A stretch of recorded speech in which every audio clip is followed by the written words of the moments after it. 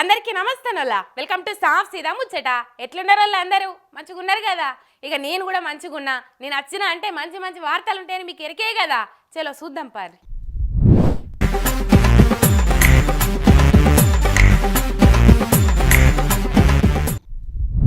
నొసలతో టెక్కిరిచ్చి నోటితో నవ్వినట్టున్నది కమలయ్యల కథ. ఢిల్లీలోనే మోడీ గారేమో మన ప్రభుత్వం వచ్చేటట్టు పనిచేయాలి, మీరంతా కలిసి మెలిసి ఉండాలి, ఒక్క పువ్వులుండే రెబ్బలు లెక్క కలిసి కట్టుకుండాలి అని చెప్తాడు. కానీ గల్లీ పువ్వులేమో చెట్టు ఒకటే అయినా కొమ్ములు వేరు వేరు అన్నట్టు పెరిగినట్టు తలో దారిలో పోతాండ్రు. మరి ఈ సంగతి మోడీ సార్కు తెలియదా ఎట్లా? ఎన్నొద్దులో పడిగాపులు కాస్త ఇన్నొద్దులకు తెలంగాణ కమలం పూలకు మోడీ సార్ అపాయింట్మెంట్ ఇచ్చిండు. ఇక ఎగిరి గంతేసుకుంటా మోడీ సార్ను పోయి కలిసిండ్రు తెలంగాణ కమలయ్యలు. రాష్ట్రానికి వచ్చే పెండింగ్ నిధుల గురించి అడుగుడో, కేంద్రం పెట్టాల్సిన సంస్థల గురించి మోడీ సార్కు యాద్ చేసుడో, తెలంగాణ రైల్వే లైన్ల గురించి మోడీ సార్కు మొరబెట్టుకున్నాడో చేసిండ్రు కావచ్చు అనుకుంటే పొరపాటే సుమి. మోడీ సార్ను చూసిన సమూరంలా మన కమలయ్యలకు గవర్నేడే యాదుంటాయి. ఇక అందరు కొత్తిమీర కట్టలేక కట్టగట్టుకొని వచ్చిండ్రు కాబట్టి మోడీ సార్ కూడా మీరంతా కలిసి కట్టుకుండాలన్నాయా, లొల్లులు పెట్టుకోవద్దు, వచ్చేదమ్ము మన పార్టీ పవర్లకు వచ్చేటట్టు కష్టపడుండ్రి అని చెప్పిండు. కానీ ఈడ చూస్తే పరిస్థితి అట్లున్నదా? మీదికి చూడది ఇట్టుకునుడు, లోపట్నేమో దోస్తు మేరా దోస్త్ అని కావలించుకునుడు. ఇదంతా తెలంగాణ పబ్లిక్లో ఓపెన్ సీక్రెట్ అయిపోయింది. ఎందుకంటే కాంగ్రెస్ ప్రభుత్వం హయాంలో గిన్నిగానం దారుణాలు అవుతుంటే సొంత ప్రభుత్వంలో ఉన్నట్టే ఉంటుర్రు బీజేపీ వాళ్ళు. కానీ ఒక్కనాడన్న నోరెత్తిన పాపాన పోయినరా? ఎట్టికి ఏమనుకుంటే మంది ఈ రెండు పార్టీలు ఒకటే అనుకుంటున్నాయని ఏందో చిన్నపాటి ట్వీటో గీటో పెట్టి చేతులు దులుపుకుంటారు. కానీ రేవంత్ సర్కార్ను పల్లెత్తు మాట అంటలేరు. అంతేగాక రేవంత్ సర్కార్ చేస్తున్న పనులను వేనోళ్ళ పొగుడుతాండ్రు. అటు రేవంత్ సార్ కూడా బీజేపీ ఏబీవీపీలని ఏమనకుంటా ఆకాశానికి ఎత్తుతాండు. మరి తెలంగాణలో ఎందుకు ఈ దేవబూసులాటలు? రెండు పార్టీలు కలిసిపోయి కలుసుంటే కలదు సుఖమని పాటలు పాడుకుంటే కాదా? పబ్లిక్ కూడా ఓట్లప్పుడు ఏ గుర్తు కోటేయాలి అన్న కన్ఫ్యూజన్ ఉండదు అని మాట్లాడుకుంటున్నారట తెలంగాణ జనం. గోటు మీద బండెట్టేసి 7 మంది నోట్ల చాక్లెట్ పెట్టిండట వెనకటికెవడో. అవి గట్లనే ఉన్నది కాంగ్రెస్ సర్కారు ఏలుబడి. చక్కగున్న రైతుల బతుకులను ఆగం పట్టించి ఇప్పుడు రైతుల పండుగ పేరుతోటి ఉత్సవాలు చేస్తారట. ఇక వీళ్ళని ఏమనుడో మీరే కామెంట్లలో అరుచుకోవాలి, నాతోటైతే కాదు. ఒక కొంగ రేపటి నుంచి చేపలు తిననని ప్రమాణం చేసి పశ్చాత్తాపడ్డదట. అవి గట్లనే ఉంది మన సర్కారోళ్ళ వ్యవహారం. పచ్చని పైరు లెక్కున్న రైతుల బతుకులను తెగులు పట్టిన పైరు లెక్కనే పాడు చేసి రైతుల పండుగ చేస్తుందట మన గౌరవ సర్కారు. ఇక ఇదే ముచ్చట మీద గట్టిగా అరుచుకున్నాడు మాజీ మంత్రి కేటీఆర్ సార్. సిగ్గు లేదే జీడిగింజ అంటే నల్లగున్న నాకేం సిగ్గు అన్నట్టు రైతు భరోసాకు ఎగనామం పెట్టి రుణమాఫీ పేరుతోటి పంగనామాలు పెట్టి పంటల కొనుగోళ్లకు శటగోపం పెట్టి ధాన్యానికి క్వింటాలకు 500 బోనస్ ఎగ్గొట్టి దిలావర్పూర్ల దమనకాండ సృష్టించి రామన్నపేటను రావణ కష్టం చేసి లగచెర్ల రైతులను జైలుపాలు చేసి అల్లుడు కళ్ళల్లో ఆనందం చూసినందుక రైతుల పండుగలు మీకు పస్తులు రైతులక చెప్పింది బారాన చేసింది చారాన.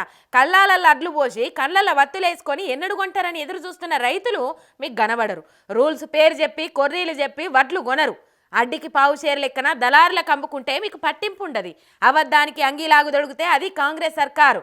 మరి దేనికి సంబరాలు విజయోత్సవాలు? రైతును నిండా ముంచినందుక, వ్యవసాయాన్ని ఆగం పట్టించినందుక?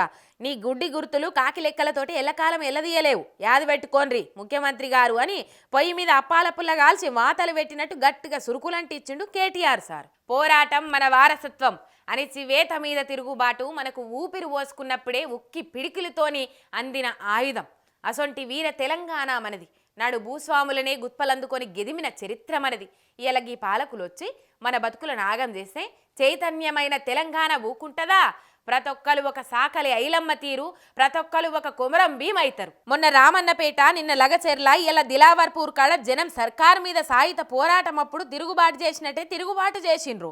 నాడు భూస్వాములను దొరలను ఉరికిస్తే ఇలా సర్కారు ఆఫీసర్లను ఉరికించిండ్రు. జనమంతా ఒక్కటై తిరగబడితే ప్రభుత్వాల పునాదులు ఎట్లా షేక్ అయితాయో చూయించిండ్రు. మన రక్తంలోనే సాకలి ఐలమ్మల వారసత్వం ఉన్నది. మన బతుకుల్లోనే కొమరం భీం పోరాట పటిమున్నది. దొడ్డి కొమరయ్యల ధైర్యం మన సాలుల్నే ఉన్నది. అందుకే నిన్న ఇథనాలు ఫ్యాక్టరీకి వ్యతిరేకంగా ఒక్కొక్క తల్లి ఒక్కొక్క సమ్మక్క సారక్క అయింది. మొక్కవోని ధైర్యంతో పోలీసుల లాఠీలకు ఎదురు నిలిచిండ్రు.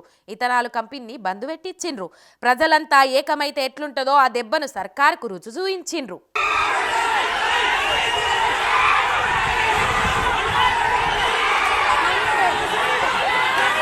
పోరాటం అన్నది మనకేం కొత్త కాదు. బతుకులను బుగ్గిపాలు చేసి నిర్ణయం ఏది తీసుకున్నా సర్కారు మీద తిరుగుబాటు చేసి తోక ముడిచి పారిపోయేటట్టు జంగు సైరను ఊదుతుంది ఇప్పుడు తెలంగాణ సమాజం. అధికార మదంతోటి పోలీసుల లాఠీలతోటి జనం కుతికలు విచ్చుకుదామని ఉరికొస్తున్న సర్కారోళ్లను గుత్పలు బట్టి గెదుముతున్నది.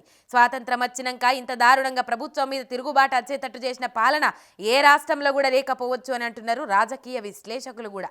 క్షవరమైతే గాని యువరం బోధపడది అన్నట్టు కొందరికి ఏదైనా స్వీయ అనుభవం అయితే గాని ఏదంత తొందరగా అర్థం కాదు. వర్ధన్నపేట మాజీ ఎమ్మెల్యే ఆరూరి రమేష్ అన్న ముచ్చట గట్లనే ఉన్నది. వద్దు, పార్టీ మారితే నీకు 10 ఓట్లు కూడా రావు, దొడ్ల కట్టేసినట్టు కట్టేశారు తప్ప నీకేం విలువ ఉండదని ఎలుకకు చెప్పినట్టు చెప్తే ఇన్నడా ఇన్లే. ఇప్పుడు ఆడ యువరం బోధపడ్డాక తప్పయిందని మళ్ళా కారక్క చూస్తుండట. ఆరూరు రమేష్ అన్నకు ఏడాది తిరగక ముందే పువ్వు గుర్తు పార్టీలకు పోయినాక పుల్లు జ్ఞానోదయం అయిందట. కమలం పువ్వు అనే వటవృక్షం పార్టీ కింద ఉంటే ఢిల్లీ బాసులకు గులాంగిరి చేసుడే తప్ప గురువింద గింజంతనన్న గుర్తింపు లేదని అన్న గుర్తుపట్టిండట. పార్టీల పట్టింపు లేదు, పబ్లిక్ పతారా లేదు, అధికార పార్టీల ఖాళీ లేదు. అందుకే కష్టమో నష్టమో కారెక్కి కేసీఆర్ సార్ తోటే నడుస్తా అని మళ్ళీ డిసైడ్ అయిందట. తప్పైంది సారు, పదవి కోసం ఉరుకులాడి పొరపాటు చేసిన నన్ను క్షమించుండ్రు అని నేను మళ్ళీ మీతోటే నడుస్తా అని కేసీఆర్ సార్కు రాయవారం పంపుతుండట. ఓట్లప్పుడు గంత మంచిగా చెప్పినాం, అయినా ఇనకుంటా నాతోటి ఉండా అని పోయిండు. తెల్లారే పార్టీ మారిండు. గిసొంటోని నమ్మాలనా వద్దా అని ఇషారం చేసి చెప్తా అని చెప్పిండట. అయిందేదో అయింది, ఇప్పటి సంది మంచిగుంటా నన్ను కారెక్కించుకోండి ప్లీజ్ అని ఆరూరు రమేష్ అన్న ఆత్రంగా ఎదురు చూస్తుండట. కేసీఆర్ సారే ఇషారం చేసి చెప్తా అనే వరకు షేరికి ఆగిపోయిందట. లేదంటే మళ్ళా గులాబీ తీర్థం ఉచ్చుకునేటోడైనాట. మరి పశ్చాత్తాపాన్ని మించిన ప్రాయశ్చిత్తం లేదంటారు. కాబట్టి గులాబీ బాసు కూడా మళ్ళొచ్చి పని చేసుకో అని చెప్తుండొచ్చు. చూద్దాం మరి ఏమవుతుందో. ఇగో ఇవాళ ఇలా సాఫ్ సీదా ముచ్చట్లు ఎట్లున్నాయి, మస్తుకున్నాయిలే.